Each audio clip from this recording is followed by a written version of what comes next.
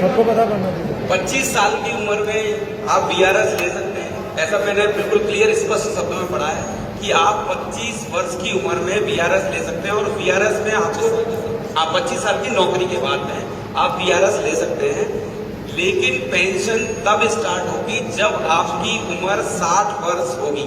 तो इस पर क्लैरिटी चाहता हूं। मेरी उम्र 50 साल की हो जाएगी जब मैं 25 साल की नौकरी करूंगा।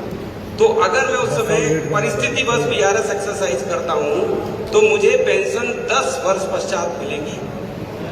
इस पॉइंट पर क्या यही जो मैं सोच रहा हूं, जो मैं लिखा है वही सही है यूपीएस में या कुछ और है? ऐसी स्थिति में 10 साल तक मैं क्या खाऊंगा? ये एक सबसे बड़ा विवाद है। यूपीएस का जो सबसे बड़ा विवाद है वो ये है।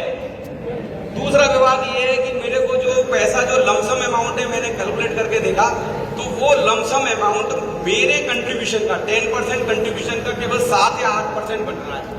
मेरे केस में 25 लाख है।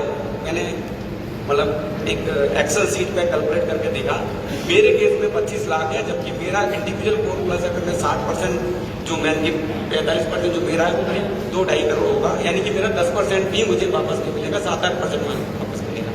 तो अगर ये दो कंपेरिजन, मतलब मुझे जो मोटी मोटी बातें लग रही हैं कि अगर ये जो अभी तक की जो ओपीएस थी हमारी, उसमें क्या होता था कि जो कर्मचारी का कंट्रीब्यूशन होता था वो पीएफ में लिया जाता था। पीएफ में 8.33% दिया जाता था और वो वापस कर दिया जाता था। पेंशन सरकार देती थी। एनपीएस में लिखा था। एनपीएस में भी सेम कंडीशन थी कि एनपीएस में मेरा कंट्रीब्यूशन कुछ सरकार भी अपना कंट्रीब्यूशन वापस करती थी, क्योंकि अगर 14 और 10 का रेशो देखें तो करीब 41% सरकार मेरा है और करीब 58% गवर्नमेंट का है। तो लगभग मेरा पैसा 10-12% एक्स्ट्रा ही वापस कर रही थी। यूपीएस में क्या हो रहा है कि मुझे केवल 7 या 8% पैसा वापस किया जा रहा है जो मेरा जमा है। यानी कि ये वाली जो पेंशन है, बेसिकली मैं जहां तक समझ पा रहा हूं कि ये पेंशन मैं खरीद रहा हूं और इसका एक मूल्य चुका रहा हूं।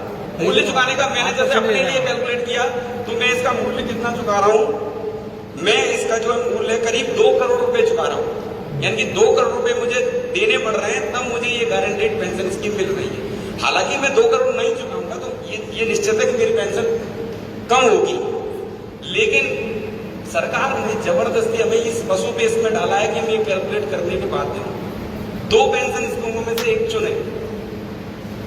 2 ड्रॉबैक की वजह से प्रॉब्लम है कि एक तो ये 25 साल वाली, चलो ठीक है, दूसरी कंडीशन 10% में मैं खरीद भी लूंगा, क्योंकि हम बाजार में जाते हैं, हम चीजें खरीदना चाहते हैं। अगर मुझे खरीदने की, जैसे आपने बताया कि अगर मुझे सिक्योर पेंशन चाहिए, मुझे लगता है कि मुझे कोई बीमारी नहीं है, मैं बिल्कुल हष्ट-पुष्ट हूं, मेरा हार्ट भी सही है, मुझे कोई डायबिटीज भी नहीं है, मुझे कोई अभी हार्ट अटैक भी नहीं आया, तो हो सकता है मैं 80 साल जी रहा हूँ। तो अगर मैं 75 से ऊपर जी रहा हूँ, मेरा जो आंकड़ा है 75 से ऊपर जी रहा हूँ, तो मुझे यूपीएस में बिल्कुल जाना चाहिए। सही बोला सर, बिल्कुल यूपीएस में जाना चाहिए, है ना। और अगर मुझे लगता है मैं तो 60-65 जैसा भारत में जो एवरेज एज है, मैंने उस पर भी कैलकुलेशन करके देखा, 10-20 वेबसाइटों पे देखा, वर्ल्ड एज मीटर देखा जिसमें भारत का आकलन करा गया। तो भारत में एक मेल कर्मचारी की जो एज वो 67 ईयर है, और अगर फीमेल की बात करें तो तकरीबन 70 साल है, जो एवरेज है। ऐसा नहीं कह रहा मैं सभी लोग 67 और 70 की उम्र में एक्सपायर हो रहे हैं। कुछ लोग जो है 70 भी जी रहे हैं, कुछ 75 भी जी रहे हैं, और एवरेज 67 और 70 है ना। तो अब सवाल ये है कि यदि 80 साल जी रहे हैं तो यूपीएस अच्छी है, 75 साल जी रहे हैं तो यूपीएस है, 70 साल के ऊपर जितना जाएंगे ऊपर तो यूपीएस अच्छी है। और सब 65 जी रहे हो तो फिर 5 साल बाद लेकिन ये कैलकुलेशन करने को हमें बाध्य कर दिया पकड़ में कि भाई हम ये कैलकुलेशन करते रहे कि मैं कितना जीऊंगा। यूपीएस कैलकुलेटर भी ये मांग रहा है, व्हाट इज योर लाइफ। वो तो ये भी पूछ रहा है कि अपनी पत्नी कितनी जीवित रहेगी, वो तो ये भी पूछ रहा है। तो अब प्रॉब्लम यही है कि अगर मैं आज मुझे पता लग जाए, भगवान सपने में आके बता दे कि साहब तुम तो 75 साल जियोगे, तो मैं आज यूपीएस सुन लेता हूँ। लेकिन अगर मैं साइंटिफिक डाटा देख रहा हूँ कि नहीं साहब, वर्ल्ड मीटर तो कह रहा है कि भारत में जो है एवरेज एज 67 साल है, चलो ठीक है, हम अच्छा खा रहे हैं, अपना अच्छा पहन रहे हैं, तो शायद हम 70 साल पे 72 साल जी जाएंगे। तो उस कंडीशन में भी यूपीएस से बीट आउट नहीं हो रहा, क्योंकि मैं करोड़ों रुपए देकर इसको खरीदना पड़ रहा है। अपना जो करोड़ों रुपए का कंट्रीब्यूशन था मेरा खुद का, वो देकर खरीदना पड़ा। दूसरी बात कि ये जो कंडीशन लगाई गई है वो मेरे समझ से बिल्कुल परे है।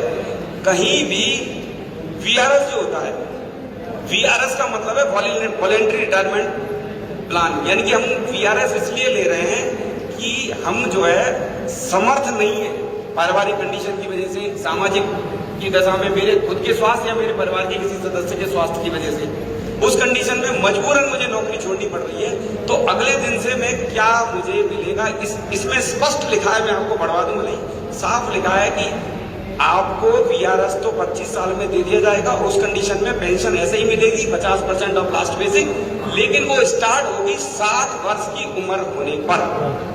ये जो वीआरएस वाली कंडीशन है, अगर आप इसमें, अगर आपको कुछ पता है, मुझे हो सकता है मेरे को कंफ्यूजन हो, तो आप